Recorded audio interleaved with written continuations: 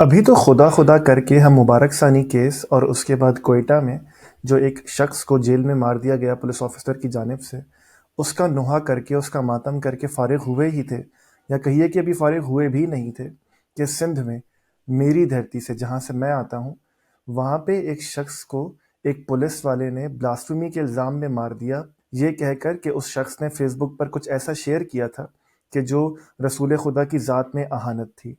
इस तरह के वाक़यात के बारे में, इस तरह की कत्ल के बारे में मेरी राय क्या है, मेरे सुनने वाले बखूबी जानते हैं। लेकिन इस पूरे वाक़ये को डीकंस्ट्रक्ट करने से पहले, मेरी राय ज़रा एक नए अंदाज़ में सुनने से पहले, मैं चाहूँगा कि आज इसको अलग ज़ाविये से डीकंस्ट्रक्ट करें।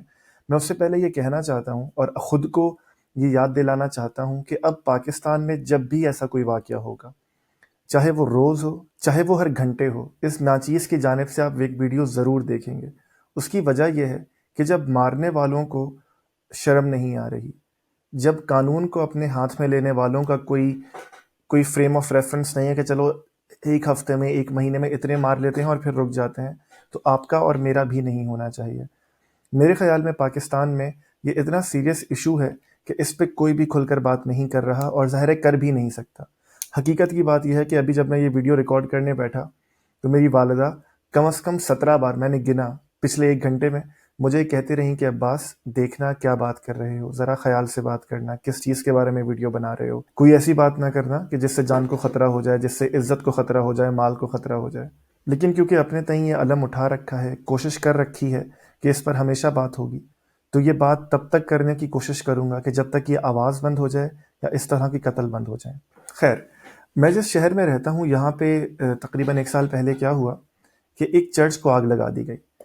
चर्च को जो आग लगाई गई, तो मीडिया, क्योंकि रिपोर्टर्स को होता है कि जाएँ, लोगों के तासुरात सुनें, देखें क्या मामला है, क्या सिचुएशन है।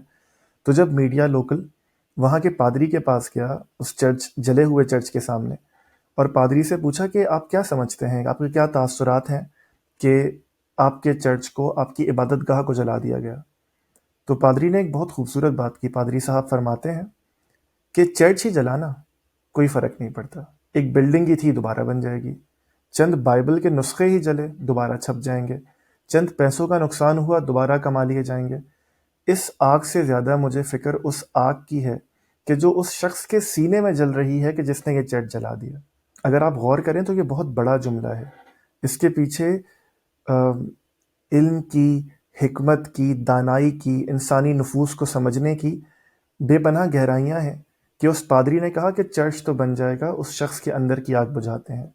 तो मैं चाहता हूँ कि आज इस मामले को हम उल्टी तरफ से डायग्नोस करें कि हम ये तो तनकीद करते हैं, इस पर तो वावेला करते हैं कि ब्लास्फेमी के नाम पर आपने कत्ल कर दिया, मेरे तईं वो इस्लाम के ख़िलाफ़ है, पाकिस्तानी कानून के ख़िलाफ़ है। लेकिन एक शख्स यहाँ तक पहुँचता कैसे है? कोई शख्स क्यों ये तहैया कर लेता है, या एक जमात ये क्यों तहैया कर लेती है कि अब हमने एक ऐसे अमल के नतीजे में कानून अपने हाथ में लेना है, किसी को मार देना है। हम क्योंकि पाकिस्तान में इतने इम्यून हो गए हैं, कराची में रहते हुए इतने इम्यून हो गए हैं कि 10, 15, 20 लोग मर जाएं तो हमें तो फ़र्क ही नहीं पड़ता कि आज तो चलो यार अच्छा दिन गुजरा है। मुझे वो औकात भी याद है कि जब दिन में अगर 20, 25 लोग मरते थे ना पाकिस्तान में, तो हम कहते थे कि चलो आज खैर हुई, आज अच्छा दिन था, आज ज़्यादा लोग नहीं मरे। तो हम तो उस वक्त से होकर आए हैं। तो अब हम इसकी संगीनी को महसूस ही नहीं करते कि जब हम कहते हैं कि किसी ने कोई बंदा मार दिया, एक शख्स ने, एक पुलिस वाले ने या किसी ने भी गोली चला दी दूसरे शख्स पे, उसकी जान ले ली। इसकी संगीनी, इसकी सेंसिटिविटी, इसकी बर्बरियत का अंदाज़ा वो बोल बोल के ना वो खो गया है। तो मैं चाहता हूँ कि आज हम दूसरी जानिब से डीकंस्ट्रक्ट करें कि एक शख्स वहाँ तक पहुँचता क्यों है। अब देखिए, बेतहाशा लोग हैं जो गलत बातें कर देते हैं। अगर मेरे वालिद को, मेरी वालिदा को कोई गाली दे दे, तो मैं शायद लड़ जाऊँगा, मैं शायद आवाज़ बुलंद कर लूँगा, मैं कोई गाली दे दूँगा दोबारा पलट कर, मैं थप्पड़ मार दूँगा, या मैं उठ के चला जाऊँगा। यही रवैये है ना। लेकिन कभी भी ऐसा नहीं होगा कि मैं, जिसने इस तरह का मामला किया, उसके घर पे जाके उसे गोली मार दूँ या उसके घर वालों को नुकसान पहुँचा दूँ। कभी भी ऐसा नहीं होगा। तो कोई भी शख्स ये रसूल खुदा के मामले में क्यों करता है, या ये नौबत क्यों आती है? ये नौबत इसलिए आती है कि हमने, हमारे मजहबी फ़िक्र ने, हमारे उलमा ने, हमारी कलेक्टिव दानाई ने ये आम मुसलमानों को समझा दिया है कि रसूल खुदा की ज़ात हर तनकीद से मुबर्रा है, इस्लाम हर तनकीद से मुबर्रा है। जब भी इस पर तनकीद होगी, اس کا مطلب یہ ہے کہ تمہارے مذہب پر حملہ ہے، اور کیونکہ تمہارے مذہب پہ حملہ ہو گیا، کیونکہ تمہاری شناخت پہ حملہ ہو گیا، تو اب یہ تمہاری ذمہ داری ہے کہ اس شخص کو مار دو، اور اس کے نتیجے میں تمہیں جنت ملے گی، اس کے نتیجے میں تم رسول خدا کے سامنے سرخرو ہو جاؤ گے، اس کے نتیجے میں تمہیں تاجدار ختم نبوت سینے سے لگائیں گے اور قبر میں کہیں گے کہ یہ تو میرا امتی ہے، اس سے حساب کیا لینا، اس نے تو میرے نام پر دوسرے کو مارا، قانون اپنے ہاتھ میں لیا، اور اگر خود بھی مر گیا تو پھر تو شہید ہو گیا۔ تو جب ہم اس طرح کی نفسیات پیدا کر دیتے ہیں، کرتے کیوں ہیں، کون کرتے ہیں، اس پہ بات کرتے ہیں، لیکن جب ایک جسٹ میں ہم اس طرح کی نفسیات پیدا کر دیتے ہیں تو اس کا یہ نتیجہ نکلنا ہے۔ ہم عمومی طور پہ یہی کرتے ہیں، سرفیشل تجزیہ کرتے ہیں کہ نتیجے پر کامنٹ کرتے ہیں کہ یار اس طرح ہو گیا، یہ تو بہت بری بات ہے۔ اس سے پہلے بے تحاشا معاملات ہم کرتے آئے ہیں، ہماری ریاست کرتی آئی ہے، آپ اور میں کرتے آئے ہیں، ہمارے جمعے کے ممبروں سے ہوتا رہا ہے، تب کیونکہ جیسے میں نے پہلے کہا کہ ہم امیون ہو جاتے ہیں نا، اس کی سنگینی کا اندازہ ہی نہیں لگا پاتے۔ تو ایک شخص کو جب اس کا مولوی بھی یہ بتائے، جب اس کو گھر سے تعلیم بھی یہ ملے، جب تخت پر بھی ٹی ایل پی جیسے سچویشن آ جائے کہ ریاست بھی ان کے سامنے گھٹنے ٹیک دے، اور جب اسلامی فکر یہ جملہ کہہ کر پٹ پٹ کر میں مر گیا کہ اسلامی فکر کا مسئلہ ہے، اسلامی فکر کا مسئلہ ہے، پاکستان کا مسئلہ تو بہرحال اپنی جگہ ہے، ہمارے علماء کا مسئلہ تو اپنی جگہ بہرحال ہے، لیکن بنیادی مسئلہ اسلامی فکر کا ہے کہ ہم نے مذہب کو سمجھا کیسے ہے، ہم نے مذہب میں کیا چیز حلال اور حرام قرار دی ہے، ہم نے مذہب میں کیا چیز سیکریڈ قرار دی ہے، ہم نے مذہب میں کہاں کہاں ایسے کسی بھی عمل کو، چاہے وہ گستاخی ہو، چاہے وہ الہاد ہو، چاہے وہ اس طرح کا کوئی بھی معاملہ ہو، اس کا فیصلہ جب ہم نے اپنے ہاتھوں سے کرنے کا فیصلہ مذہبی فکر میں کر لیا، تو پھر ممتاز قادری تو پیدا ہوں گے، پھر تو اس طرح کے یکے بعد دیگرے کوئٹہ میں، سندھ میں اس طرح کے واقعات تو ہوں گے۔ رونا پھر اس شخص کو نہیں چاہیے، رونا اس معاشرے کو نہیں چاہیے، رونا اس مذہبی فکر کو چاہیے کہ جس کے اندر مسئلہ ہے۔ وہ مذہبی فکر کیا؟ وہ اسلامی مذہبی فکر، وہ اسلامی نظریاتی فکر کہ اگر کوئی شخص اسلام چھوڑ دے تو اس کو سزا دی جائے گی، اگر کوئی شخص گستاخی کر دے تو اس کو سزا دی جائے گی، اگر تو یہ جرائم ہیں تو یہ خدا کے متعلق جرائم ہیں، خدا اس کا بدلہ خود لے لے گا۔ قرآن بھی اس پورے معاملے کے مخالف کھڑا ہے، حدیث بھی اس پورے معاملے کے مخالف کھڑی ہے، سنت بھی اس پورے معاملے کے مخالف کھڑی ہے۔ بار بار مذہبی فکر سمجھانا، اس پہ قانون اتمام حجت کا بیان کرنا، اب مجھے شرم سی آتی ہے۔ اپنی پچھلی ویڈیو میں نے یہ کہی تھی بات اور پوری سمجھائی تھی، جس کو دیکھنا وہ وہاں جا کر دیکھ سکتا ہے۔ تو جب میرے تئیں ہم یہ سمجھ سکے یا سمجھ چکے کہ یہ مذہبی فکر کا مسئلہ ہے، اور ہم نے ایک ایسا ماحول پیدا کر دیا ہے یکے بعد دیگرے، والدین کی جانب سے، علماء کی جانب سے، آس پڑوس کے جانب سے، پولیٹیکل پارٹی کی جانب سے، تو اس کا نتیجہ یہ نکلنا ہے۔ لیکن اس کے ساتھ ساتھ دو اور معاملات ہیں جو بہت خطرناک ہیں۔ وہ یہ کہ کیونکہ یہ پاکستانی اسپیسیفک مسئلہ نہیں ہے، میری ہمیشہ سے یہ بات رہی ہے، میرا ہمیشہ سے یہ پوزیشن رہا ہے، تبھی ہم فرانس میں دیکھتے ہیں کہ ایک پروفیسر جب رسول خدا کو پڑھاتے ہوئے ان کے متعلق کچھ کارٹونز دکھاتا ہے، کیونکہ وہ تاریخ میں بنائے گئے، تو ایک مسلمان اسٹوڈنٹ ان کی گردن کاٹ دیتا ہے یورپ کے اندر۔ یہ پاکستان میں نہیں ہو رہا کہ جہاں تعلیم کی کمی ہے، یہ بنگلہ دیش میں نہیں ہو رہا کہ جہاں اسلامی فکر بہت مضبوط ہے، یہ سعودی عرب میں نہیں ہو رہا کہ جہاں ریاست بہت جبر کرتی ہے، یہ یورپ میں ہو رہا ہے۔ تو مذہبی فکر کا مسئلہ تو ہے، لیکن اس کو اگر آپ پاکستان سے جوڑیں کہ ہمارے ساتھ یہ معاملہ کیوں ہے، ہمارے اتنے بیڑے غرق کیوں ہیں، ہم کیوں اس معاملے کو کبھی حل کر ہی نہیں سکے۔ اور ایسا معاملہ کہ جب پری پارٹیشن ایک ہندو نے کتاب لکھی رسول خدا کے مخالف، تو ایک ترخان کے بیٹے نے اس کو مار دیا، اور اقبال نے کہا کہ ایک ترخانوں کا منڈا ہم سے بازی لے گیا، اور جناح صاحب اس کا کیس لڑنے گئے۔ تو جب ہمارے اجداد نے، ہمارے سیاسی رہنماؤں نے یہ کیا ہو، تو ہمارے پاس تو ایک پولیٹیکل پریکٹیکل ایگزامپل موجود ہے۔ ذہنی نشو و نما میں جب تاریخ میں وہ ہمیں پڑھائی جائے گی، بتائی جائے گی، تو انکانشیسلی ہمارے ذہنوں میں تو وہ آئیڈیلز بنے ہوئے ہیں کہ ان کا کردار یہ تھا۔ اس کے بعد آپ کا اور میرا کردار فرق کیسے ہوگا؟ اسی طرح اگر آپ جناح اور اقبال کی بات کرتے ہیں، یہ بات بھی میں کہہ کر ریپیٹ کر کے بروکن ریکارڈ کی طرح اب تھک چکا کہ یہ پاکستان کی بنپ میں مسئلہ ہے۔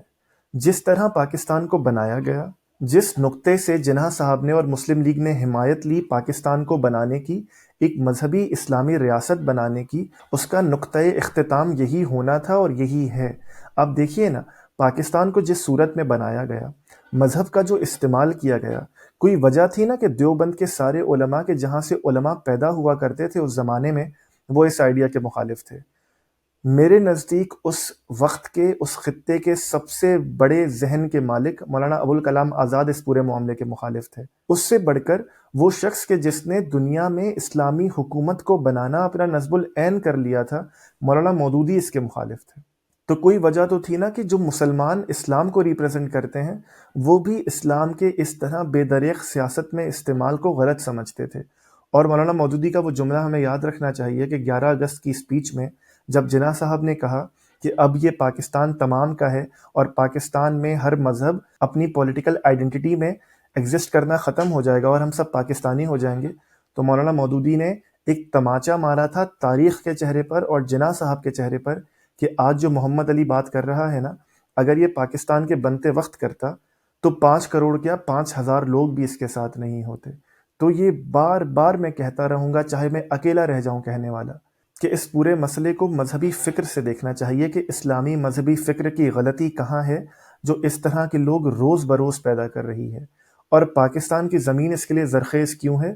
کیونکہ ہماری بناوٹ میں، ہماری بنپ میں، ہمارے پیدا ہونے میں، ہماری پیدائش میں، ہماری ولادت میں یہ مسئلہ ہم لے کر پیدا ہوئے کہ مذہب کو سیاست کے لیے استعمال کیا جائے گا، اور جب وہ اپنے فائدے کے لیے کام آئے گا تو اس سے فائدہ لیا جائے گا، اور یہ نہیں سوچا جائے گا کہ اس کے دور رس نتائج کیا ہوں گے۔ اور اس کے ساتھ ہی اگر آپ پاکستان کے حالیہ علماء کو دیکھیں، پاکستان کے حالیہ ماڈرن پریچرز کو دیکھیں، جس میں آپ یوتھ کلب کو لے لیجئے، جس میں آپ کیسر احمد راجہ صاحب کو لے لیجئے، ان تمام لوگوں کے نام لینا اس لیے ضروری ہے کہ اب میرے لوگ مر رہے ہیں۔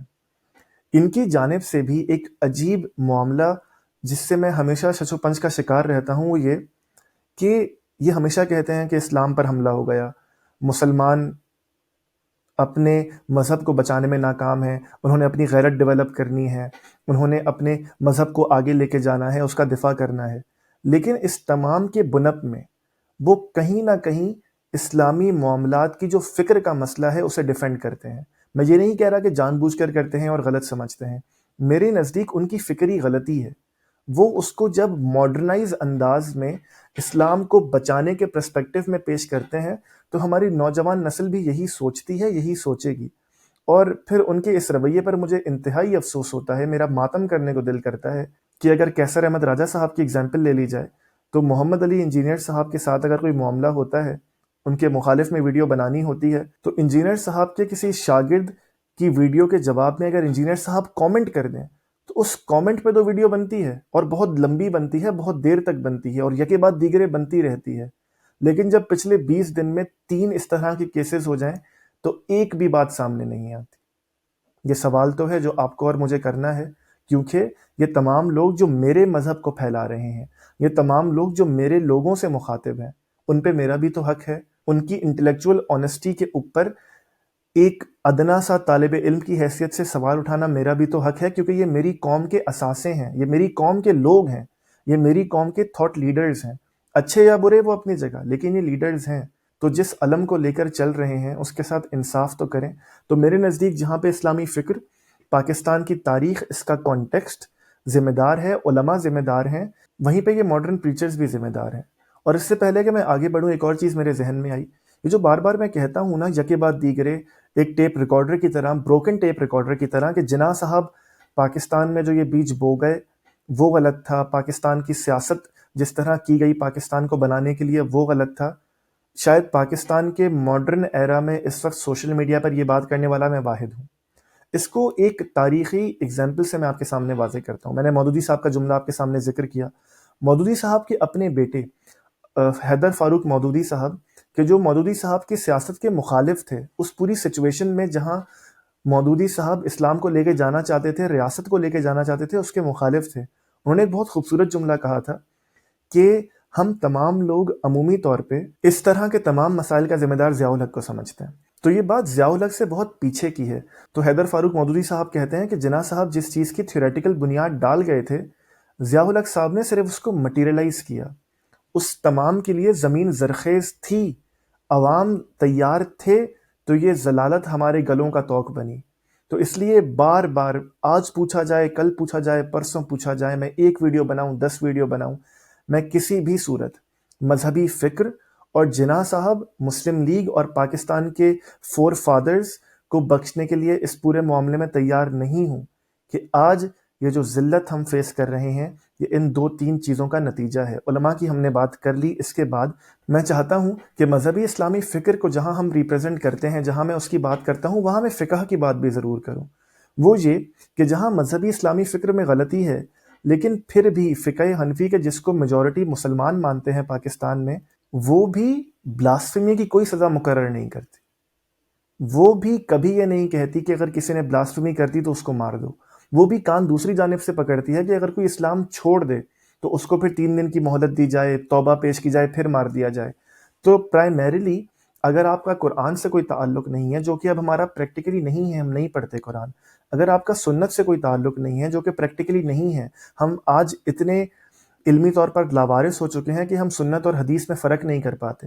اگر حدیث کو آپ اس کے تاریخی جگہ پر رکھ کر سمجھنے کے قابل نہیں ہیں تو جس فقہ کو اپنے گلے میں لٹکائے ہوئے گھومتے ہیں اس کو پڑھ لیجئے۔ وہ بھی اس عمل کو، اس طرح کسی کو بلاسفیمی کے نام پر مارنے کو غلط کہتی ہے، غلط کہتی ہے، غلط کہتی ہے، کوئی گنجائش دیتی ہی نہیں ہے۔ تو چلیے، اگر خوف خدا نہیں رہا، شرم رسول نہیں رہی، تو حیائے فقہ ہی کر لیجئے۔ اور آخری چند نکات یہ کہ یہ معاملہ ہوا میرے دیس میں، سندھ میں، اس سندھ میں کہ جہاں جب میں بڑا ہو رہا تھا، اور آج بھی ہندو اور مسلمان کی کوئی تمیز سرے سے ہے ہی نہیں۔ میرے کتنے ہندو دوست ہیں کہ جو 21ویں رمضان کو روزہ رکھتے ہیں، جو عید پہ عید سیلیبریٹ کرتے ہیں، جو 27ویں شب کو روزہ رکھ لیتے ہیں۔ ہمارے پاس تو کبھی سندھی کلچر میں یہ تمیز سرے سے رہی ہی نہیں۔ آپ پورے پاکستان میں گھوم جائیے، پنجاب میں آپ کو اس طرح کے کنزرویٹو لوگ ملیں گے کہ جو اپنے مذہب کو they carry it on their sleeves. K P کے تو اس بارے میں مشہور ہے، بلوچستان کے اپنے علاقائی کنزرویٹو پرابلمز ہیں۔ سندھ تو ہمیشہ سے بہت سیکولر رہا، اس معاملے میں ہمیشہ رہا کہ جو مذہب ہے وہ ذاتی معاملہ ہے۔ جب ہم باہر جائیں گے تو ہم اپنے مذہب کا لبادہ باہر چھوڑ کر جائیں گے۔ ہمارے ہندو دوست بھی ہوتے ہیں، ہم ان کے گھروں میں آتے ہیں، جاتے ہیں، کھانا کھاتے ہیں، کبھی یہ تمیز سرے سے رہی ہی نہیں۔ لیکن آج یہ معاملہ دیکھیے کہ یہ سندھ میں ہوا ہے، اس دھرتی میں ہوا ہے کہ جو اس کے ہمیشہ مخالف رہی۔ تو یہ بہت بڑی ریڈ لائٹ جلاتا ہے آپ کے لیے، میرے لیے، ہم سب کے لیے، کہ جو ایک خطہ رہ گیا تھا پاکستان میں، اس کو بھی ہم ریڈیکلائز کرنے میں، مذہب کو جنون کی حیثیت تک ان کے سر پر سوار کرنے میں کامیاب رہے ہیں۔ تو یہ آج ٹی ایل پی تو میرے خیال میں داد کی مستحق ہے۔ آج جائیے جناح صاحب کے مزار پر اور 14 توپوں، 21 توپوں، 20 توپوں، 1000 توپوں کی سلامی دیجیے کہ جس چیز کی بنیاد آپ نے ڈالی تھی وہ آج ہو گیا۔ آج مذہبی فکر کی کتابوں کو اٹھائیے اور ان کو چومیے، ان کو سینے سے لگائیے کہ جو چیز وہ پروپوگیٹ کر رہی تھیں وہ اس خطے میں ہو گیا کہ جو خطہ اس پورے سلسلے سے ناواقف تھا۔ اب وہ جان ایریا صاحب کا صرف شعر ہی یاد آتا ہے، اگر مجھے وہ صحیح طرح یاد ہے، کہ اب خطرے کی کوئی بات نہیں، اب سب کو سب سے خطرہ ہے۔ اب تو یہ صرف معاملہ ہے وقت کا کہ کب اس طرح کی ایک گولی مجھے لگے، کب ایک اس طرح کی گولی آپ کو لگے۔ اس معاملے پر نہیں کہ آپ نے کچھ کہہ دیا، صرف دوسرے شخص کے یہ سوچنے پر کہ آپ نے کچھ کہہ دیا۔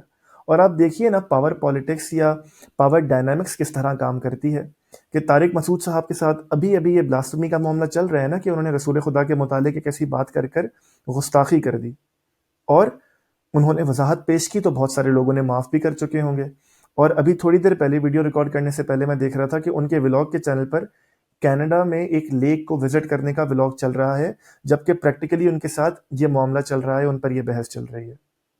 تو آپ دیکھیے کس طرح جو پاور رکھنے والے لوگ ہیں، خاص طور پہ مذہبی، ان پر بھی یہ آنچ آنے والی ہے، ان پر بھی یہ آنچ آنے لگی ہے، لیکن ان کو کیونکہ مذہب کے ایک لبادے کا شیلٹر ہے تو وہ وضاحت دے کر نکل جاتے ہیں۔ یہ وضاحت آپ کی اور میرے پاس تو ہے ہی نہیں، یہ وضاحت تو اس ڈاکٹر کے پاس نہیں تھی کہ جسے سندھ میں مار دیا گیا، یہ وضاحت تو اس شخص کے پاس نہیں تھی، یہ موقع نہیں تھا کہ جسے کوئٹہ میں مار دیا گیا۔ اور اسی سے مجھے جنید جمشید صاحب یاد آتے ہیں کہ کتنا بے ضرر شخص تھا وہ، اس نے عذرۂ تفنن ایک بات سمجھاتے ہوئے جناب عائشہ کا ایک ریفرنس دے دیا تو اس کے پیچھے تمام لوگ پڑ گئے، اس طرح کے ایئرپورٹ پر اسے جوتے مارے گئے۔ طارق جمیل صاحب کو آ کر رو کر ان سے اعلان برات کرنا پڑا، ان سے توبہ کروانی پڑی، انہیں آ کے رو رو کر توبہ کرنی پڑی۔ کس بات پر؟ ایک جملے پر۔ تو اب تو صرف سر پیٹنے کو دل کرتا ہے کہ ہمارے لوگ، میں، آپ، ہمارے علماء خاص طور پہ ہمارے مذہب کے ٹھیکیدار یہ سمجھنے کو تیار ہی نہیں ہیں کہ اس پورے معاملے سے، اس رویے سے، اس عمل سے ان کا اپنا نقصان ہو رہا ہے۔ یہ وہ دور نہیں رہا کہ جس میں میں بڑا ہو رہا تھا کہ آپ مجھے ڈانٹ کر چپ کرا دیں گے، آپ مجھے مار کر چپ کرا دیں گے، آپ مجھے خوف سے چپ کرا دیں گے، یا مسلمانوں کی حکومت تھی، آپ زبردست تھے، تو آپ کی جو روایت بنی ہوئی تھی، آپ کا جو پورا مومنٹم بنا ہوا تھا، آپ کی اسٹیٹ میں اس کی اجازت نہیں تھی۔ اب تو حریت پسندی کا دور ہے، اب تو آرگیومنٹ کا دور ہے، اب تو ریزن کا دور ہے۔ آپ اس طرح مار مار کر کتنی آوازیں بند کر دیں گے؟ اگر ایک شخص بدتمیزی کر بھی رہا ہے، بلاسفمی کر بھی رہا ہے، بے حیائی کر بھی رہا ہے، تو دماغ تو اس کا بھی خراب نہیں ہے۔ ہوتا کیا ہے عمومی طور پہ کہ کوئی بات صحیح طرح سمجھی نہیں گئی ہوتی، یا واقعی اس میں بظاہر کوئی اشکال نظر آتا ہے، تو اس کے اوپر کوئی شخص اعتراض اٹھاتا ہے کیونکہ اس نے اس کو مذہبی حیثیت میں مکمل پڑھا نہیں ہوتا، یا اگر پڑھا بھی ہوتا ہے تو اس کا اشکال ہوتا ہے، اور وہ اس کو بدتمیزی سے یا بےہودگی سے ڈیلیور کر دیتا ہے۔ تو اس میں آپ کا کام یہ ہے، اگر تو واقعی آپ نے دل جیتنے ہیں اور اپنے مذہب کو پھیلانا ہے، کہ اس کے اعتراض کا جواب دیجئے، اس اعتراض کو اپنی بنیاد سے ہی ختم کر دیجئے۔ آپ اس طرح مار مار کر خوف کا بازار گرم کر کے کتنے منہ بند کرا لیں گے؟ اور اس دور میں کتنے منہ بند کرا لیں گے؟ اس حریت کے دور میں، سوچ کی آزادی کے دور میں کتنے منہ بند کرا لیں گے؟ اور آپ اگر زبانوں کے سوال بند کرا بھی دیں تو ذہنوں کے سوال کس طرح بند کرائیں گے؟ اگر آپ زبانوں پر تالے لگا بھی دیں تو دل کی نفرت پر، یا جو آپ کے خلاف اور پھر آپ سے بڑھ کر آپ کے مذہب کے خلاف ہوگی، اس پر کس طرح آپ قدغن لگائیں گے؟ اس پورے عمل سے معاشرے کا نقصان تو ہوتا ہے، لیکن سب سے زیادہ آپ کے اپنے مذہب اور آپ کی ساکھ کا نقصان ہوتا ہے۔ جیسے میں نے شروع میں کہا تھا کہ میں جب یہ واقعہ ہوگا، خدا نہ کرے کہ اب ہو، لیکن ہمیں ہمارے حالات بتا رہے ہیں کہ کل پرسوں ترسوں پھر ایسا واقعہ ہو جائے گا، میں دوبارہ آؤں گا اور اپنا سر پیٹتا رہوں گا، اسی طرح کی باتیں ریپیٹ کرتا رہوں گا کہ شاید میں کسی ایک جوان کو یہ سمجھا سکوں کہ یہ غلط ہے۔ کیونکہ اس حریت کے دور میں، اس آرگیومنٹ کے دور میں، بات تو صرف آرگیومنٹ سے ہی جیتی جا سکتی ہے، اور کسی بھی چیز کو شکست آرگیومنٹ سے ہی دی جا سکتی ہے۔ آپ جبر سے نہ پہلے کچھ حاصل کر سکے ہیں، نہ آج کچھ کر سکیں گے۔ آخر میں بس دو باتیں اور، کہ اس وقت اگر ہماری نفرتوں کا کوئی مرکز ہونا چاہیے نا، تو وہ ہمارے سیاستدان ہونے چاہیے۔ ہمارے علماء تو ہیں، ان پر تو تبرہ جتنا کیا جائے اس وقت کم ہے، ماڈرن پریچرز بھی ہیں، لیکن سیاستدان ہونے چاہیے، ججز ہونے چاہیے، اور جرنیل ہونے چاہیے، کہ جب ان کی اپنے کسی مفاد کی بات آتی ہے، اپنے ایکسٹینشن کی بات آتی ہے، اپنی حکومت کی بات آتی ہے، 2% کی کرسی کی بات آتی ہے، 2% کے کسی میڈل کی بات آتی ہے، 3 سال کی ایکسٹینشن کی بات آتی ہے، ایک وزارت کی بات آتی ہے، کچھ ٹکوں کی بات آتی ہے، تو یہ قانون سازی بھی کرواتے ہیں، رات کو 2 بجے عدالت بھی کھلتی ہے، پارلیمنٹ میں جبر سے قانون بھی پاس ہوتے ہیں، عامر لیاقت کا وہ جملہ کہ ہم آئے نہیں ہیں لائے گئے ہیں، یہ تمام چیز ہوتی ہے۔ جب آرمی چیف پر یہ تنقید ہوتی ہے کہ وہ قادیانی ہے، میں باجوہ صاحب کی بات کر رہا ہوں، تو اپنے گھر پہ میلاد کروا کر سب کو چپ بھی کرایا جاتا ہے۔ جب ان کے خلاف فتوے آتے ہیں تو ٹی ایل پی کے تمام رہنماؤں کو جیل میں بھی ڈالا جاتا ہے، ان پر پابندی بھی لگانے کی کوشش کی جاتی ہے۔ لیکن جب ایک عام انسان مرتا ہے، میرے خطے کا، میرے گھر کا، میری نسل کا، میرے خون کا ایک انسان مرتا ہے، تو یہ انہیں اتنی حیا نہیں آتی کہ اس معاملے کو حل کرنے کی کوشش کریں۔ میں یہ نہیں کہہ رہا کہ آرمی چیف آ کے بیان دے دیں کہ یہ غلط ہے، میں یہ بھی نہیں کہہ رہا کہ وزیر اعظم آ کے بیان دے دیں، لیکن اگر غلط سمجھتے ہیں تو اس کے خلاف کوئی پالیسی میکنگ کیجیے۔ ریاست کو ان نان اسٹیٹ ایکٹرز کے ساتھ ان کے سامنے اس طرح گھٹنے ٹکنے پر مجبور نہ کیجیے کہ آج یہ مجھے مار رہے ہیں، کل یہ آپ کو ماریں گے، اور انہوں نے کر کے دکھایا ہے۔ شہید سلمان تاثیر کو ہمیں یاد رکھنا چاہیے، قاتل ممتاز قادری کو ہمیں یاد رکھنا چاہیے۔ یہ صرف وقت کی بات ہے، یہ گولی آپ کو بھی لگے گی، مجھے بھی لگے گی، اور تاریخ میں ہمیشہ یہ ہوا ہے کہ جو لوگ خاموش رہتے ہیں، جو لوگ اس سے فائدہ اٹھاتے ہیں، جب یہ معاملہ پلٹتا ہے تو سب سے پہلی گولی وہ کھاتے ہیں۔ جب اس طرح کا کوئی معاملہ اپنی قیامت برپا کرنے پر آتا ہے تو سب سے پہلے زیر اثر وہ آتے ہیں۔ ہم اور آپ تو ویسے ہی گالیاں کھاتے ہیں، ہم نے آج نہیں تو کل کسی کی گولی کھا کے ویسے ہی مر جانا ہے۔ آپ جو اپنے محلوں میں بیٹھے ہیں، آپ جو اپنے شیشے کے گھروں میں بیٹھے ہیں، یاد رکھیے کہ یہ پتھر آپ کے گھر کا شیشہ بھی توڑے گا، کیونکہ پتھر زیادہ ہیں، مرنے والے کم ہیں۔ جب مرنے والے ختم ہو جائیں گے تو یہ آپ کے اوپر یہ معاملہ آئے گا. آج بھی وقت ہے، ابھی بھی وقت ہے. اس کو روک سکتے ہیں تو پالیسیز کے ذریعے روکیے.